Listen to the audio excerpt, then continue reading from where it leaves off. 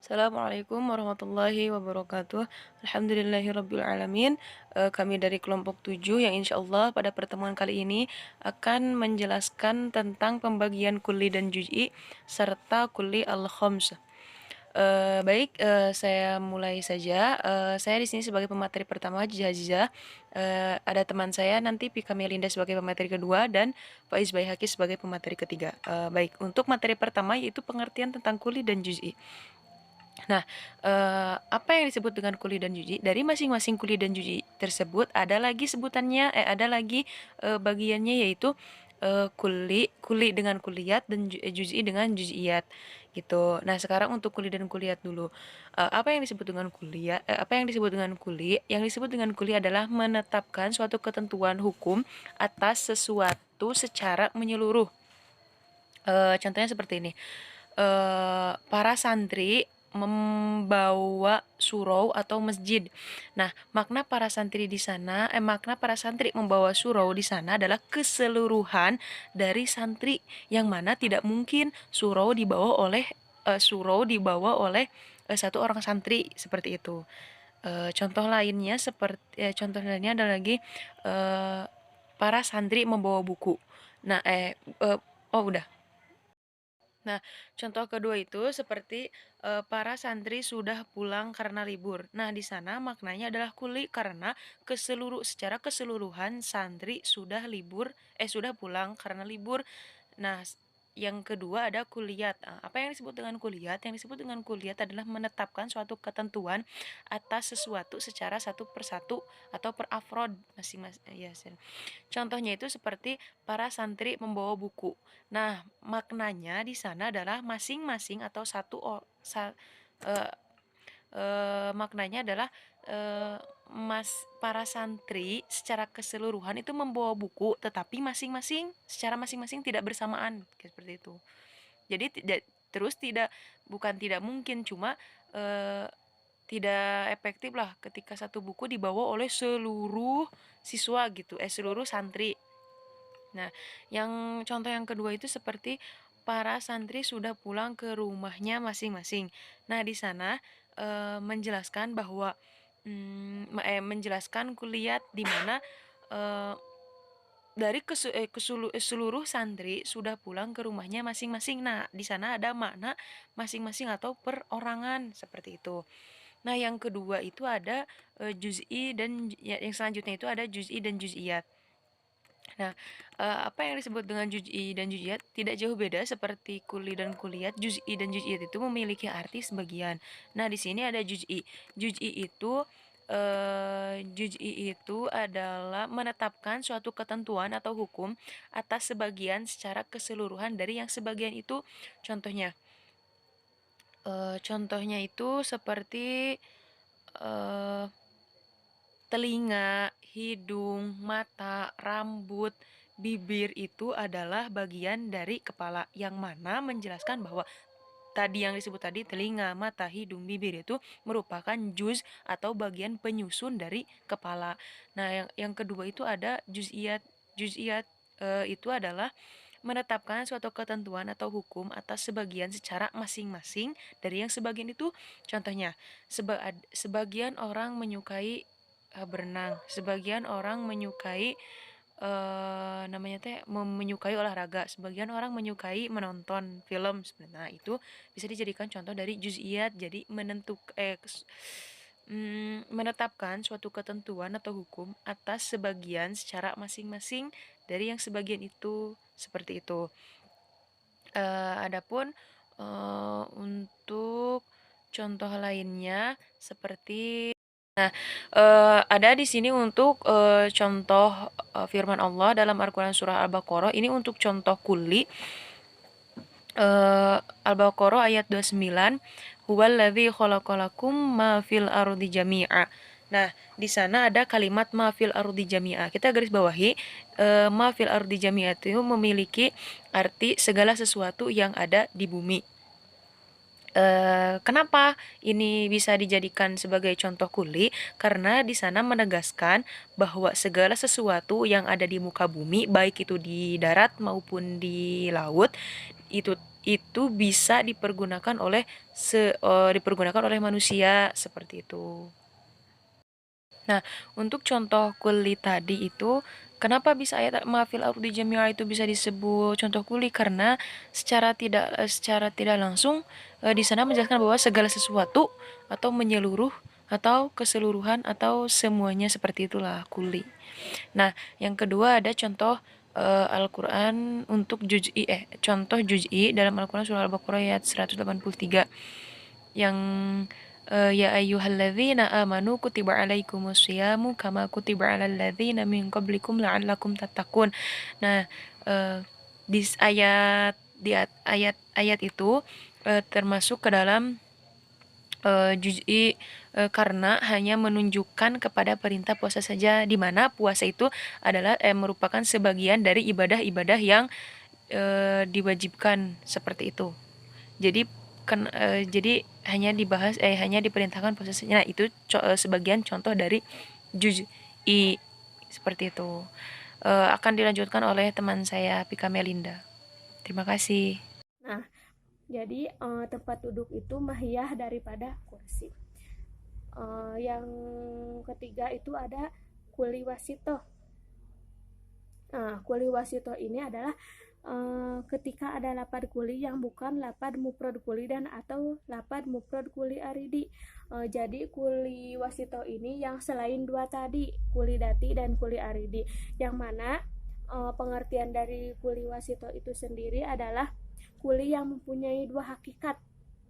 Nah, misalnya kata manusia ini mempunyai dua hakikat, yakni manusia sebagai hewan hayawaniyah dan manusia sebagai makhluk yang berpikir atau natikiyah. Nah, atau contoh lain dari dari kuli wasito, contohnya rokok.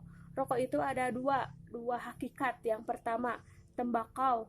Tembakau bukan lintang. Yang kedua, lintang juga bukan tembakau. Jadi saling berkaitan. Itu merupakan contoh wasitoh dari rokok. Jadi ada dua hakikat. Nah, yang mana ketiga macam-macam kuli ini, kuli dati ada 3 macam.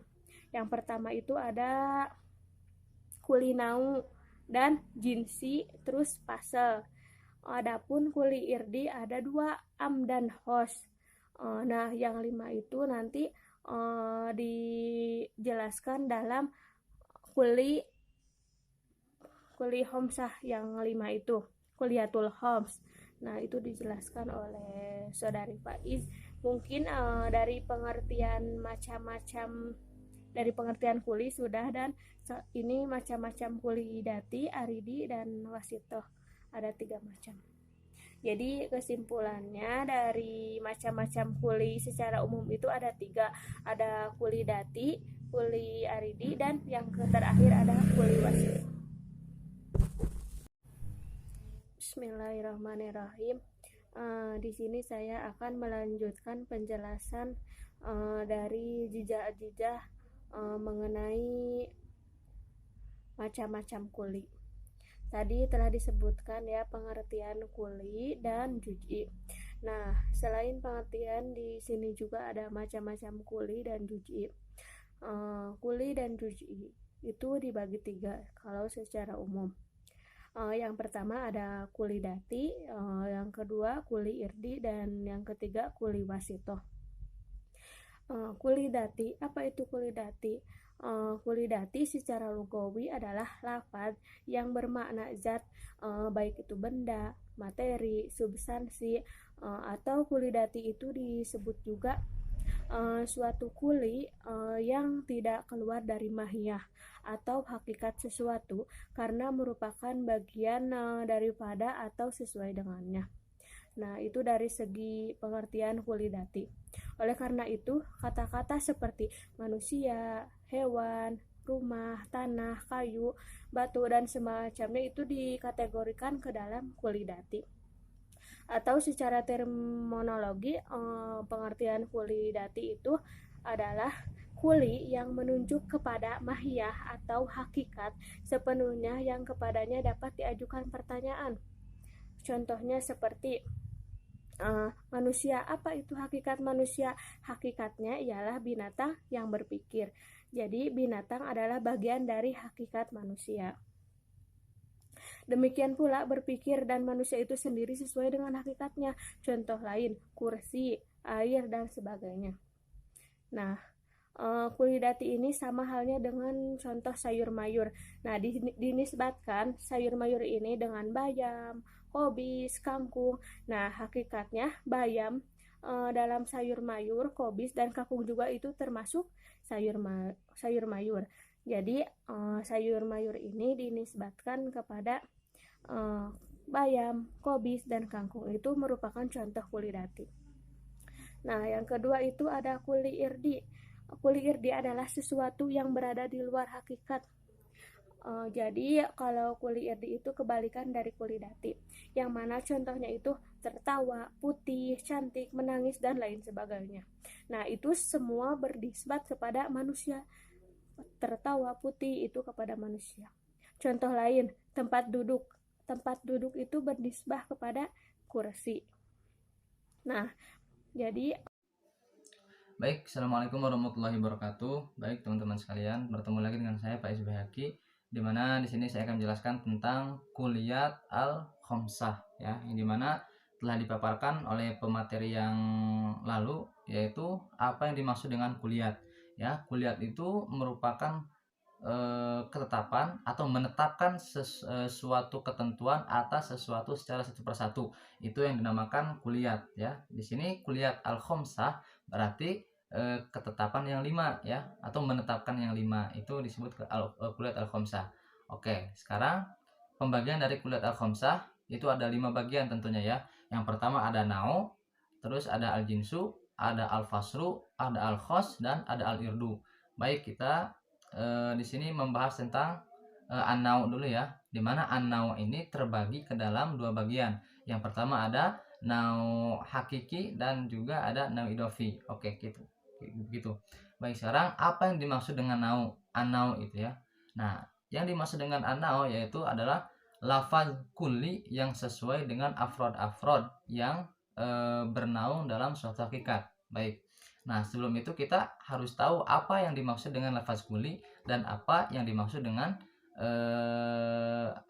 afrod, ya. Dimana makna kulli itu adalah pemahaman universal, sedangkan afrod itu dalam istilah ilmu mantik adalah realita suatu individu, gitu, ya. Itu yang disebut dengan afrod. Baik, berarti di sini contohnya adalah manusia, ya, manusia. Contohnya Husein, Ali, Faiz, dan lain sebagainya itu afrod yang sesuai hakikatnya sebagai manusia, gitu kan. Nah, oke, itu contohnya. Baik, sekarang pembagian dari nau itu sendiri tadi sudah dijelaskan, yaitu ada nau hakiki dan ada nau idofi. Nah, di sini nau hakiki, ya. Nau hakiki ini adalah lafaz kuli yang bernaung di bawah jenis, ya, yang bernaung di bawah jenis dan afrod-afrodnya sesuai dengan hakikatnya. Itu yang disebut dengan nau hakiki. Baik, dimana nau hakiki ini contohnya ini, ya, manusia, yang dimana manusia ini bernaung kepada apa yang dinamakan dengan hewan, ya, yang dimana kan sudah dijelaskan bahwasanya manusia itu adalah hayawanunatik atau hewan yang berpikir. Baik, itu yang dinamakan dengan nau hakiki. Yang kedua ada nau idofi. Nau idofi, yang dimana nau idofi ini adalah lafaz kuli yang bernaung di bawah jenis, baik afrod-afrodnya sesuai dengan hakikatnya atau tidak, ya.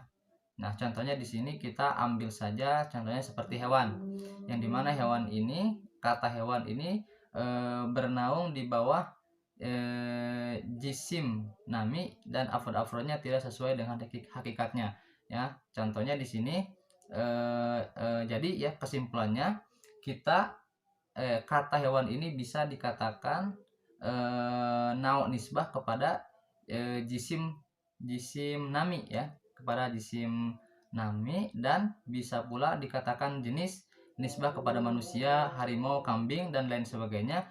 Nah, di sini kesimpulannya oleh karena itu maka di sini disebutkan bahwasanya nau yang telah disebutkan tadi yaitu disebut dengan nau idofi.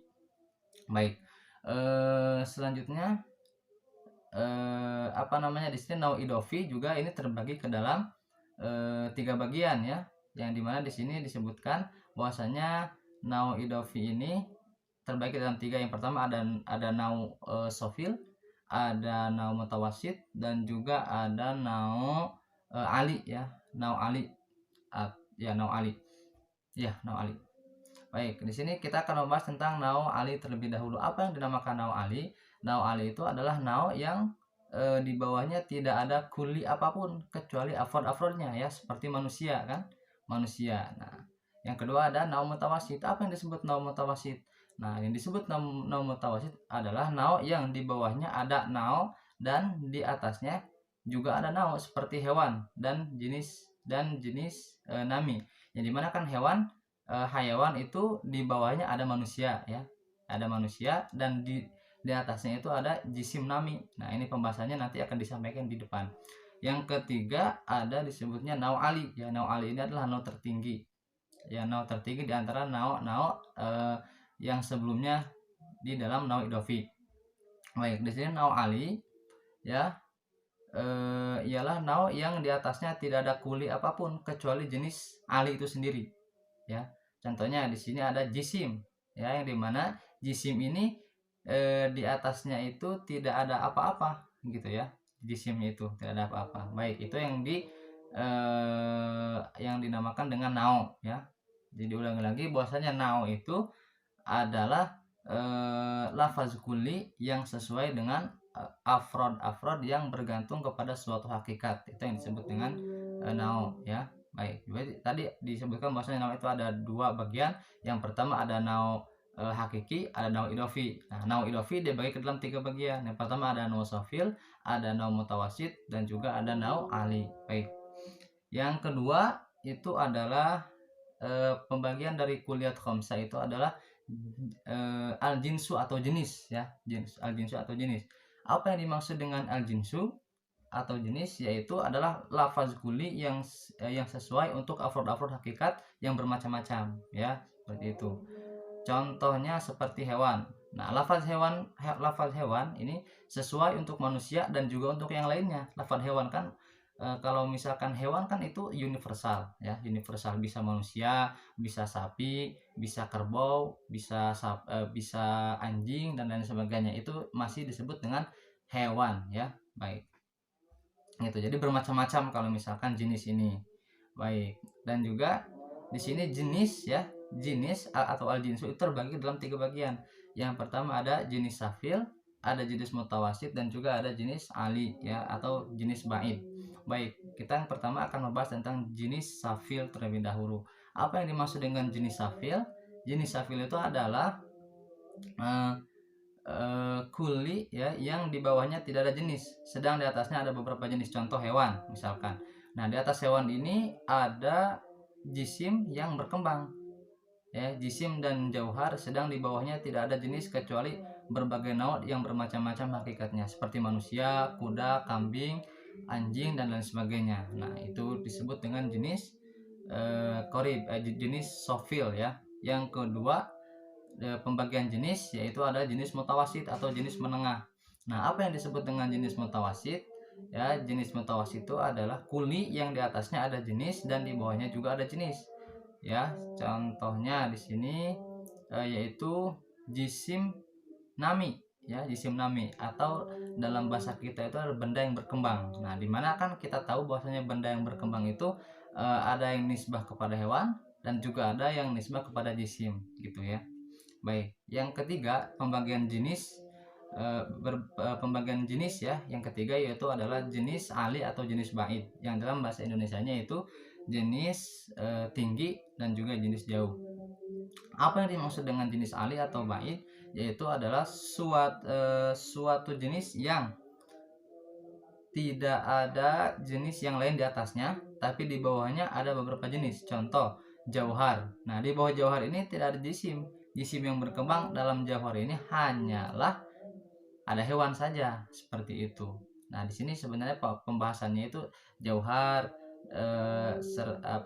jisim dan sebagainya, itu pembahasannya tentang di ilmu makulat sebenarnya ya. Nanti akan dibahas di depan gitu. Baik, yang ketiga ya, kita lanjut kepada yang ketiga, pembahasan dari kuliah khamsah yang ketiga, yaitu adalah al-fasl. Al-fasl, di mana al-fasl ini merupakan suatu sifat atau sejumlah sifat-sifat, ulangi lagi, apa yang dimaksud dengan al-fasl? Al-fasl itu adalah suatu sifat atau sejumlah sifat-sifat zatiyah yang membedakan antara afrod hakikat yang satu dengan afrod hakikat yang lainnya. Nah, contohnya seperti kita berpikir tentang eh, kita manusia gitu ya, itu dinisbatkan kepada berpikir ya, atau berpikir adalah sesuatu yang dinisbatkan kepada manusia. Baik, yang dimana kata berpikir ini ya, kata berpikir merupakan sifat yang membedakan antara afrod manusia dan afrod yang lainnya. Kenapa? Karena berpikir itu adalah merupakan suatu ciri khususan dari manusia itu sendiri. Sedangkan hewan itu tidak berpikir, gitu ya. Hanya manusia saja yang berpikir. Oleh karena itu kan takrif dari manusia yang bisa diambil dari pengertian ilmu mantik adalah al-insan hayawanun natik, ya gitu kan. Manusia itu adalah hewan yang berpikir, seperti itu ya. Nah, di sini pembagian dari fasal di sini ada dua ya. Ada fasal qorib, ada fasal ba'id. Yang dimana fasal qorib itu adalah lafaz untuk membedakan afrod-afrod suatu hakikat dari afrod-afrod yang lainnya yang ada persamaannya dalam jenisnya yang lebih dekat. Nah, contohnya di sini tadi seperti berpikir tadi ya. Nah, di mana berpikir ini merupakan perkataan yang membedakan manusia dengan jenisnya yang dekat, yaitu misalkan hewan. Nah, fasal yang demikian ini disebut fasal qorib ya. Berpikir ya, berpikir. Kan kita manusia itu biasanya disandingkan dengan makhluk-makhluk yang lain, misalkan seperti hewan kan. Nah, di mana kita dengan hewan itu kan hidup berdampingan, ya kan? Hidup berdampingan. Nah, makanya kita dicari apa sih perbedaannya antara manusia dengan hewan. Nah, perbedaan yang paling mendasar antara manusia dengan hewan adalah kalau manusia itu berpikir atau mempunyai akal, kalau hewan tidak berpikir, seperti itu. Itu disebut dengan fasal qorib. Baik, sekarang kita lanjut ke pembahasan fasal yang kedua, yaitu adalah fasal ba'id, atau dalam bahasa Indonesianya itu fasal jauh ya. Nah, di mana fasal ba'id ini adalah lafaz untuk membedakan suatu afrod hakikat dari afrod hakikat yang lainnya yang ada persamaan pada jenisnya yang jauh. Nah, seperti di sini bergerak ya, bergerak dengan kehendak ya. Bergerak dengan kehendak. Baik. Nah, di sini manusia ialah binatang yang berkehendak, benar gak? Ya, manusia adalah binatang yang berkehendak, di mana kita diberi kebebasan Allah Subhanahu wa taala untuk berkehendak. Bagaimana kita bisa memilih yang baik, bagaimana kita bisa memilih yang buruk. Nah, itu adalah kehendak kita sendiri, begitu. Baik. Selanjutnya, perkataan kehendak ini sama dengan binatang yang lainnya dalam jenisnya yang jauh. Oleh karena itu dinamakanlah yang demikian ini dengan pasal qorib. Nah, kita berkehendak ini kan sama dengan hewan ya, dengan hewan yang lainnya, misalkan dengan anjing, dengan dengan kerbau dan lainnya, kita itu sama-sama berkehendak gitu kan. Akan tapi ada perbedaan. Apa sih perbedaan antara kehendak kita dan kehendak hewan yang lainnya? Nah, perbedaan yang jauh ini itu disebut dengan perbedaan qorib atau perbedaan jauh. Nah, itu. Sekarang kita lanjut ke pembagian kuliah khamsah yang keempat ya, yaitu ada al-khos atau al-khosoh. Di mana di sini al-khosoh itu merupakan sifat khusus dari merupakan sifat khusus yang dinisbatkan kepada afrod yang merupakan afrod itu adalah hakikat sesuatu. Contohnya, misalkan di sini contohnya belajar bahasa, yang dimana belajar bahasa ini dinisbatkan hanya kepada manusia, misalkan. Kenapa? Karena belajar bahasa ini adalah ciri kekhususan untuk manusia, karena yang lain itu tidak belajar gitu kan, belajar. Nah, seperti itu. Jadi kita manusia itu diberikan kekhususan oleh Allah Subhanahu wa taala untuk belajar. Nah, gitu kan. Nah, sedangkan hewan yang lain misalkan seperti kerbau, seperti monyet ya, mohon maaf dan lain sebagainya, itu tidak belajar seperti itu. Nah, berarti belajar itu merupakan kekhususan dari manusia itu sendiri. Baik, itu yang disebut dengan al-khosoh. Dan yang kelima, pembahasan dari kuliat al-khamsah itu adalah ada yang disebut dengan al-irdu, yang dimana al-irdu itu adalah sifat, ya, suatu sifat atau beberapa sifat yang di apa namanya diinterpretasikan kepada afrod yang bermacam-macam. Contohnya seperti hitam, ya, hitam dinisbatkan kepada manusia. Nah, itu ya. Tapi sifat hitam ini bukanlah khususan untuk manusia, karena hewan-hewan yang lain pun itu bisa saja dinisbatkan kepada hitam. Misalkan kerbau kan berwarna hitam. Nah, bukan hanya manusia saja yang berkulit hitam, tapi kerbau juga ada yang berkulit hitam misalkan, ataupun apa namanya babi hutan misalkan, ya. Mohon maaf, ada babi hutan. Babi hutan juga kan apa namanya warna warna kulitnya juga hitam gitu kan, manusia juga hitam. Berarti di sini manusia dan babi hutan apa menisbatkan kata hitam kepada manusia itu sama saja menisbatkan, bukan sama saja, jadi menisbatkan hitam kepada manusia itu bukanlah ciri kekhususan, ya, karena hitam juga itu bisa dinisbatkan kepada makhluk yang lainnya, seperti itu. Nah, mungkin itu pembahasan dari apa namanya al-kulliyat al-khamsah, yang dimana nanti apabila ada pertanyaan bisa diutarakan nanti di diskusi. Nah, untuk itu mohon maaf apabila ada kesalahan. Wallahul muwaffiq ila aqwamit thoriq. Wassalamualaikum warahmatullahi wabarakatuh.